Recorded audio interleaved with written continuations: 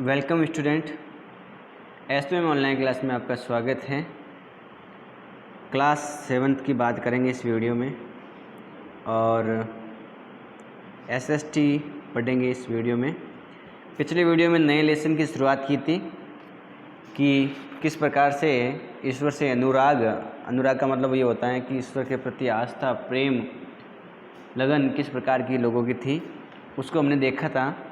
हमने नयनार और अलवार प्रकार के जो संत हैं उनकी बात की थी। ठीक है, आज पढ़ते हैं दर्शन और भक्ति के बारे में। तो हेडिंग हो जाएगी हमारी दर्शन और भक्ति।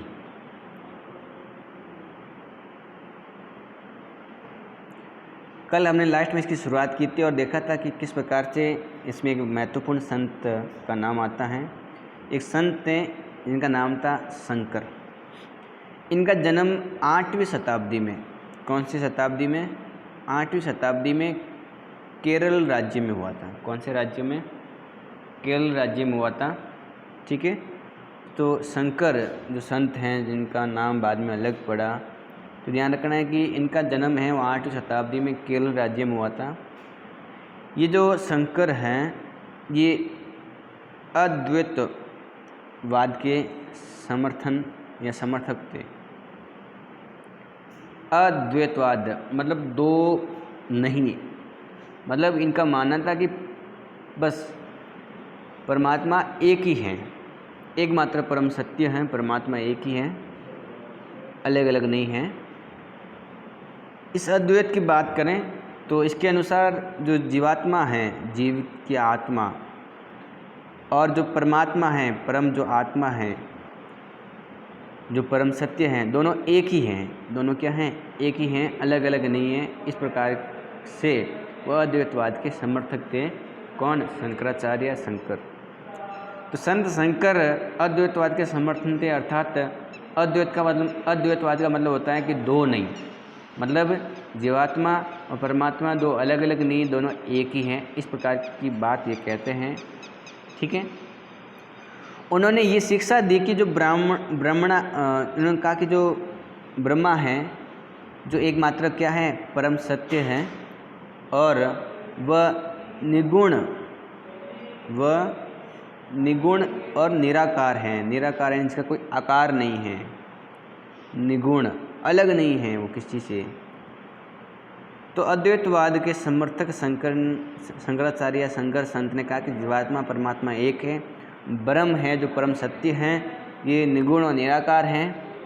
इसके अलावा शंकर ने हमारे चारों ओर के संसार को मिथ्या बताया है, माया कहा है कि सब मोह माया है। संसार का परित्याग करने और संन्यास लेने और ब्रह्मा की सही प्रकृति को समझाने के लिए इन्होंने मोक्ष प्राप्ति के लिए मार्ग बताया, ज्ञान का मार्ग बताया। इस प्रकार का उपदेश देते हैं कौन? संत शंकराचार्य। तो उनकी अपनी एक अवधारणा थी, उनका एक मत था, वो था अद्वैतवाद। तो वो अद्वैतवाद के समर्थक के इन्होंने कहा कि अगर संसार में देखें तो सब संसार एक मिथ्या है, एक झूठा संसार है, संसार में सारी मोह माया है। किसी व्यक्ति को अगर मोक्ष प्राप्ति करनी है, ज्ञान प्राप्त करना है, तो संसार का परित्याग करना चाहिए। इसके अलावा इन्होंने कहा कि जीवात्मा और परमात्मा दोनों एक ही है। इस संसार में जो ब्रह्मा है वो एकमात्र परम सत्य है, वो क्या है? निराकार है, निर्गुण है। इस प्रकार की शिक्षा देते हैं शंकराचार्य। तो वो उस समय के अपने दर्शन और भक्ति में से एक संत हैं, तो आपको ध्यान रखना है। इसके अलावा जो 11वीं शताब्दी है, उस 11वीं शताब्दी में एक संत हुए जिनका नाम था रामानुज। क्या नाम हुआ? रामानुज। रामानुज की बात करें तो इनका जन्म तमिलनाडु राज्य में हुआ था। कहाँ? तमिलनाडु राज्य में। ठीक है, ये जो रामानुज हैं वो एक विष्णु भक्त थे, और विष्णु भक्त मतलब अलवार संत थे। किस प्रकार के संत थे? अलवार संत थे, ये ध्यान रखना है आपको। ठीक है, इनके अनुसार, रामानुज के अनुसार, जो मोक्ष प्राप्त करने का जो सबसे बढ़िया तरीका है वो है भगवान विष्णु के प्रति भक्ति भावना रखना। रामानुज कहते हैं अगर भगवान विष्णु के प्रति आप भक्ति भावना रखते हो, भगवान विष्णु की आराधना करते हो, और अगर भगवान विष्णु की कृपा हो जाए, कृपा दृष्टि हो जाए भक्त के ऊपर, तो उसको परम आनंद की प्राप्ति होगी, उसको मोक्ष की प्राप्ति होगी। इस प्रकार की बात करते हैं। रामानुज ने जो सिद्धांत दिया था उसको कहते हैं विशिष्टता द्वैत के सिद्धांत। तो विशिष्टता द्वैत सिद्धांत दिया था रामानुज ने, और इसके अनुसार क्या है कि जो आत्मा है वो परमात्मा से जुड़ने के बाद भी अपनी अलग सत्ता बनाए रखती है। आत्मा जब परमात्मा में जुड़ जाती है उसके बाद भी उसका अपना एक सत्ता रहती है। रामानुज के सिद्धांत ने भक्ति की नई धारा को आगे प्रेरित किया, और जो परवर्ती काल में उत्तरी भारत में विकसित हुई, इनकी ये ध्यान रखना है आपको। तो जो सिद्धांत हैं वो है विशिष्टता द्वैत सिद्धांत, ये रामानुज का है। इस सिद्धांत के अनुसार आत्मा परमात्मा में जुड़ने के बाद में भी वो अपना एक अंश रखती हैं, अपना एक अधिकार, एक सत्ता बनाए रखती हैं, और इनकी एक जो शिक्षा थी वो एक नई भक्ति भावना के रूप में एक नई धारा से आगे बढ़ती हैं, और उत्तर भारत में धीरे धीरे इनकी शिक्षा आगे बढ़ती है। ये 11वीं शताब्दी की बात है। तो पहली बात है कि विष्णु भक्ति को आगे बढ़ाते हैं। इनका मानना था कि संसार में अगर मोक्ष प्राप्ति करनी है, परम आनंद की प्राप्ति करनी है, तो विष्णु की पूजा करनी चाहिए, और वो विष्णु की पूजा करने का कहते हैं। ठीक है, तो ये अपनी अपनी अवधारणा है, तो ये ध्यान रखना है आपको। इसके अलावा देखें तो और सिद्धांत की बात करें और भक्ति भावना की, जिसमें एक तो आता है बसवन्ना। तो बसवन्ना का एक सिद्धांत था जिसका नाम है वीरशैववाद। वीरशैववाद, बसवन्ना का वीरशैववाद क्या है ये समझते हैं। बसवन्ना और अल्लमा प्रभु और अक महादेवी जैसे जो लोग हैं, इन्होंने एक नए आंदोलन की शुरुआत करते हैं। कौन कौन लोग हैं? एक तो हैं बसवन्ना, ठीक है, एक हैं अल्लमा प्रभु, और एक हैं अक महादेवी। अक महादेवी, ये सभी मिल करके एक नए आंदोलन की, विशेषकर वीरशैव आंदोलन की स्पष्टता बताते हैं। यह आंदोलन 12वीं शताब्दी के मध्य कर्नाटक में शुरू होता है। कौन सा आंदोलन? वीरशैववाद। तो वीरशैववाद में कौन कौन है? बसवन्ना, अल्लमा प्रभु, अक महादेवी। तो अल्लमा प्रभु, अक महादेवी और बसवन्ना मिल करके 12वीं शताब्दी में वीरशैव आंदोलन, भगवान शिव जी के प्रति जो आस्था का विश्वास है, इस प्रकार का आंदोलन कर्नाटक में शुरू करते हैं। वीरशैवों ने सभी व्यक्तियों की समानता के पक्ष में, जाति तथा नारी के प्रति व्यवहार के बारे में, इसके अलावा ब्राह्मणवादी विचारधारा के विरोध में अनेक तर्क दिए। कौन कौन से तर्क दिए? एक तो समाज में समानता के संबंधित, जाति के खिलाफ और नारी के प्रति सम्मान, और ब्राह्मणवादी जो विचारधारा है उसके विरोध में ऐसे अपने तर्क प्रस्तुत किए। ये जो हैं वो अलग अलग प्रकार के जितने भी कर्म कांड हैं, मूर्ति पूजा हैं, उसके विरोधी थे। कौन से? वीरशैववादी वाले।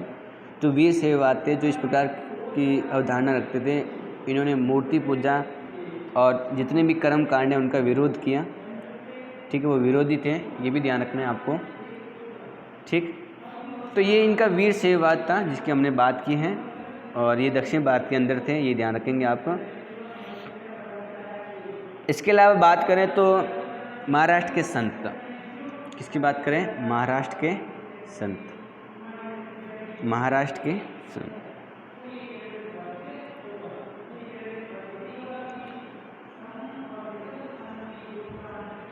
महाराष्ट्र के संतों की बात करें तो 13वीं शताब्दी से 17वीं शताब्दी के बीच में अनेक संत हुए, अनेक संत कवि हुए। इन्होंने सरल भाषा में मराठी, कौन सी?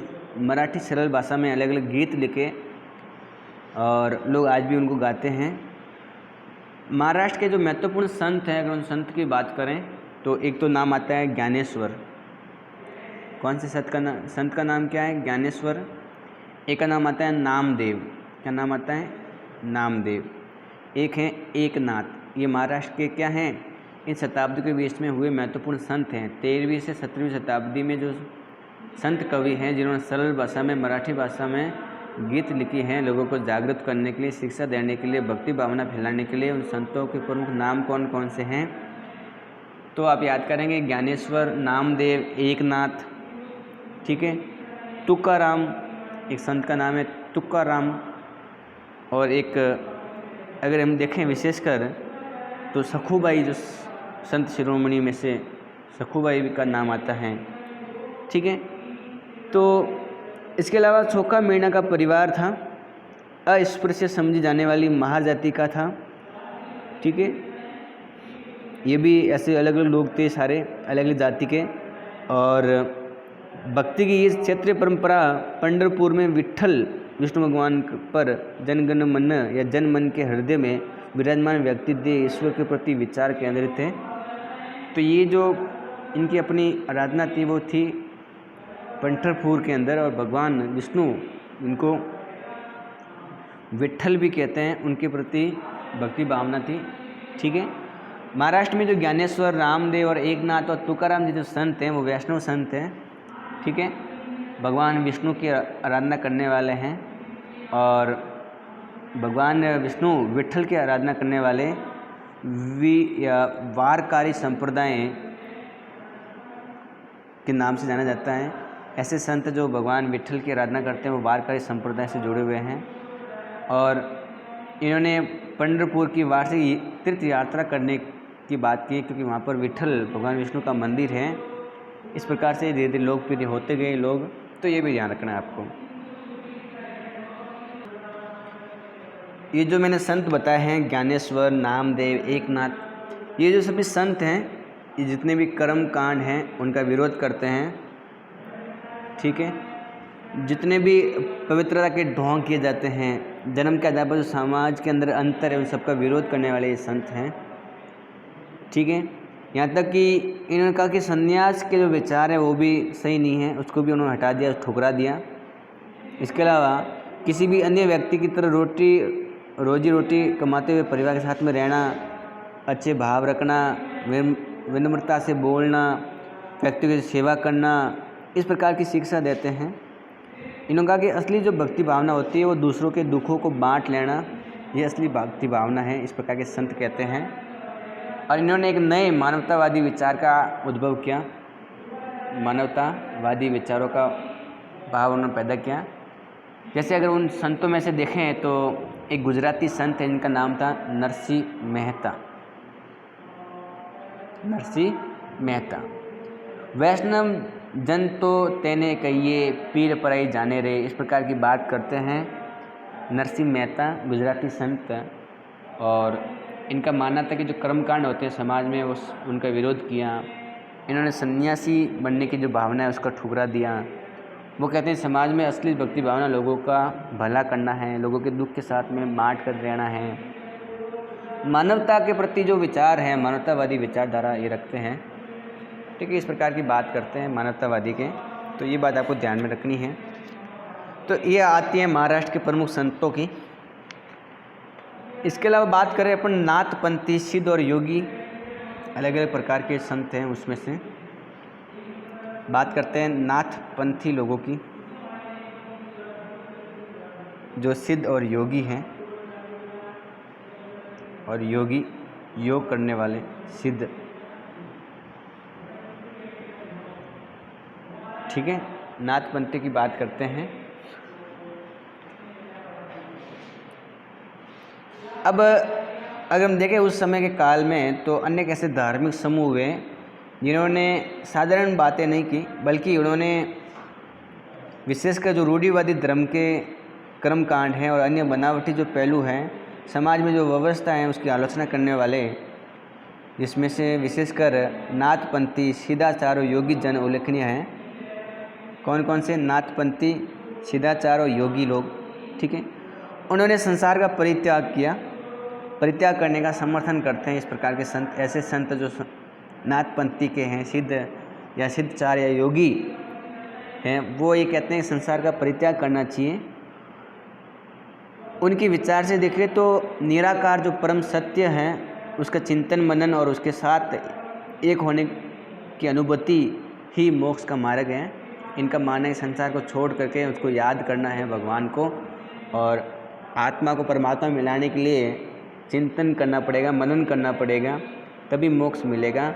और मोक्ष के लिए उन्होंने और भी तरीके बताए, जिसमें से उन्होंने बताया कि मोक्ष के लिए योगासन करना पड़ेगा। क्या करना पड़ेगा?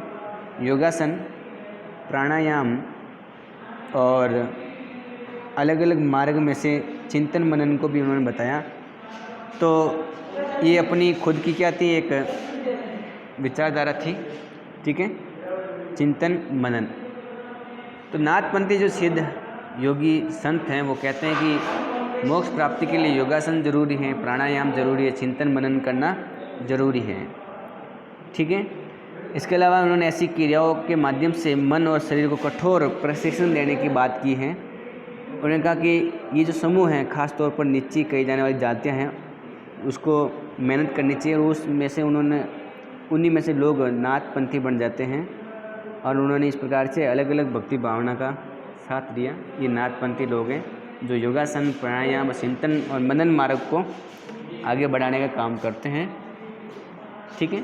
अब बात करते हैं हिंदू धर्म की, तो बात कर ली, बात करते हैं इस्लाम और सूफी संत के मत क्या थे। तो इस्लाम और सूफी संत, सूफी मत या संत। इस्लाम और सूफी मत की बात करें तो इसमें अलग अलग प्रकार के लोगों के अलग अलग विचारधाराएं हैं अपनी अपनी, ठीक है, उनकी बात करते हैं। अगर हम संत की देखें और सूफियों की बात करें, तो दोनों की जो बीच के अंतर की देखें तो समानता काफ़ी पाई जाती हैं। यहाँ तक कि ये भी माना जाता है कि उन्होंने आपस में कई विचार आदान प्रदान किए हैं, उन्हें अपनाया गया है। सूफी जो मुसलमान है वो रहस्यवादी है। क्या है? रहस्यवादी हैं सूफी मुसलमान। वे धर्म के बाहरी आडंबरों का स्वीकार नहीं करते, उनका विरोध करते हैं, उनको स्वीकार नहीं करते हैं। इसके अलावा ईश्वर के प्रति प्रेम, भक्ति तथा सभी मनुष्य के प्रति दया भाव रखने पर बल देते हैं। इनका मानना है कि ईश्वर के प्रति प्रेम भावना रखनी चाहिए, सभी जीवों पर दया का भाव रखना चाहिए, इस प्रकार के सूफी संत मानते हैं। ये रहस्यवादी विचारधारा के समर्थन हैं, ठीक है, ये ध्यान रखना है आपको। इसके अलावा इस्लाम में देखें तो एकेश्वरवाद पर बल देते हैं। एकेश्वरवाद का मतलब ये हुआ कि ईश्वर एक ही हैं, अल्लाह पूरे संसार में एक ही हैं। अल्लाह के प्रति समर्पण का भाव इनका है, ठीक है। अल्लाह के प्रति जो भाव है पूर्ण समर्पण का होना चाहिए। और 8वीं से 9वीं शताब्दी के बीच में, 9वीं शताब्दी के बीच में अलग अलग धार्मिक विद्वान हुए, जिसमें से पवित्र जो कानून है जो शरिया कहलाता है। इस्लाम में जो पवित्र कानून है, पवित्र कानून उसको शरिया कहा गया। और इस्लामिक धर्मशास्त्रों के अलग अलग पहलू की बात करें तो दीगर इस्लामी धर्म की अलग अलग बातें हैं, जबकि सूफियों ने एक और अलग रास्ता दिखाया, ईश्वर के प्रति समर्पण का भाव का बल दिया। सूफी जो संत हैं उन लोगों ने मुस्लिम धार्मिक विद्वानों द्वारा जो अलग अलग कर्म कांड हैं और आचार संहिता है उनकी बात उन्होंने नहीं मानी, सूफी संत, ठीक है। तो इसका मतलब ये हुआ कि जिस प्रकार से एक प्रेमी दुनिया की परवाह किए बिना अपने प्रियतमा में जुड़ा रहता है, उसी प्रकार लोगों को, संत व्यक्ति को भी अपने लोगों से दूर रहकर भगवान में विश्वास करना चाहिए। इस प्रकार की अवधारणा है उनकी, ऐसे उनकी मत है, उनका मानना है। संत कवियों की तरह सूफी लोग भी अपनी भावनाओं को व्यक्त करने के लिए काव्य रचना करते हैं, अपने बातों को लिखने के लिए, अलग प्रकार के माध्यम से अपनी बातों को सिद्ध करने के लिए, लोगों तक पहुंचाने के लिए काव्य रचना करते हैं, ठीक है। और जो सूफी संत विस्तृत साहित्य लिखते हैं, कहानियाँ लिखते हैं, वो सूफी संतों के आसपास में उनकी संबंधित बातें उसमें मिलती हैं। जैसे अगर सूफी संतों के उस समय देखें, महान सूफी संतों की, जिसमें एक तो नाम आता है गज्जाली का नाम आता है, ठीक है, एक नाम आता है रूमी का, एक नाम आता है सादी का, ठीक है। तो गज्जाली, रूमी, सादी, ये क्या है? ये प्रमुख रूप से सूफी संत हैं, ठीक है। जिस प्रकार नाथपंथी सिद्ध और योगी जिस हिसाब से ये मानते हैं, सूफी संत भी यही मानते हैं कि दुनिया के प्रति अलग नज़रिया अपनाना चाहिए। ठीक है, उन्होंने किसी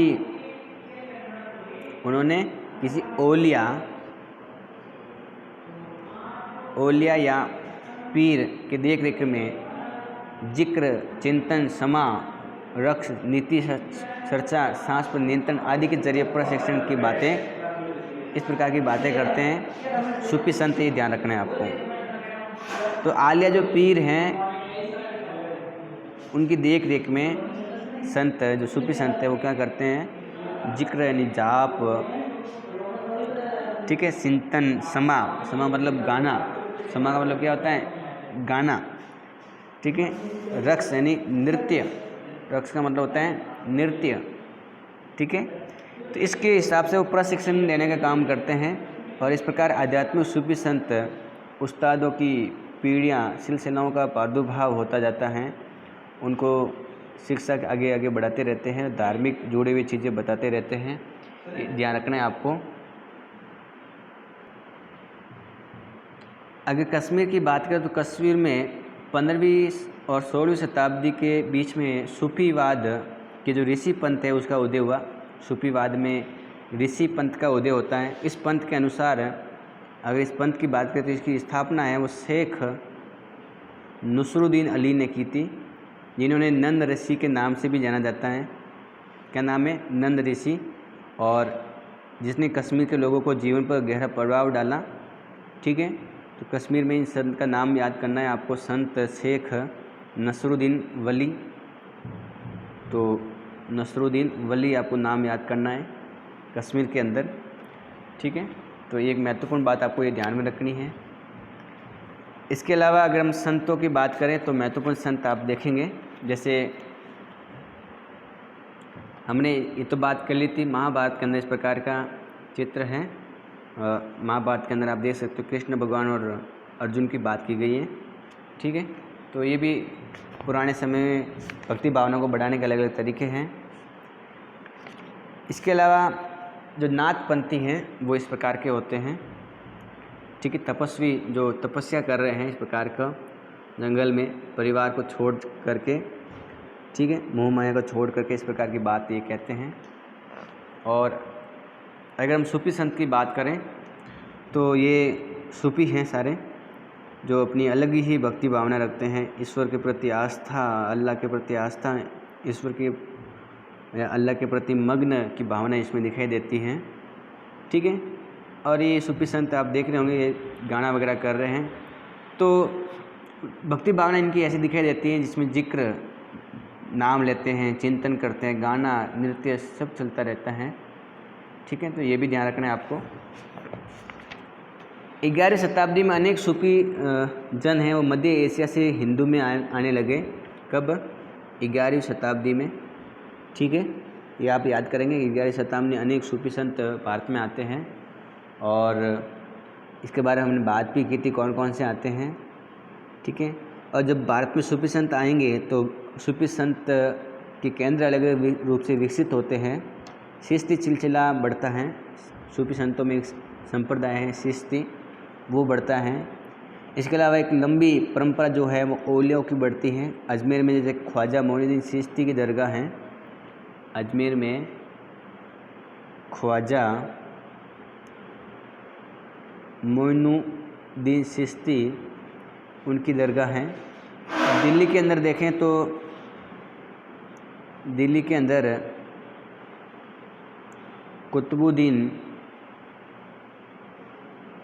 बख्तियार काकी, ठीक है, वो भी यहाँ पर इनकी मस्जिद वगैरह हैं। ठीक है, इसके अलावा पंजाब के बाबा फरीद, पंजाब के बाबा फरीद, ठीक है। इसके अलावा अगर देखें तो दिल्ली के अंदर ख्वाजा निज़ामुद्दीन औलिया की दरगाह भी है। दिल्ली के अंदर क्या है? ख्वाजा निज़ामुद्दीन औलिया, निज़ामुद्दीन औलिया उनकी भी दरगाह है। ठीक है, इसके अलावा देखें तो गुलबर्ग में, कहाँ पर? गुलबर्ग में बंदानवाज गिसु दराज गिसुदराज इनकी अपनी सूफी संतों में से एक हैं। तो ये अलग अलग जगह पर इनकी दरगाह हैं। सूफी संत जब भारत में आते हैं तो इस प्रकार के इनके प्रमुख केंद्र हैं सूफी संत के, तो ये ध्यान रखना है आपको। तो आज के लिए इस वीडियो में इतना ही, बाकी बात करेंगे हम अगली वीडियो में। ठीक है, वीडियो को लाइक करें, चैनल को सब्सक्राइब करें और वीडियो को शेयर करें।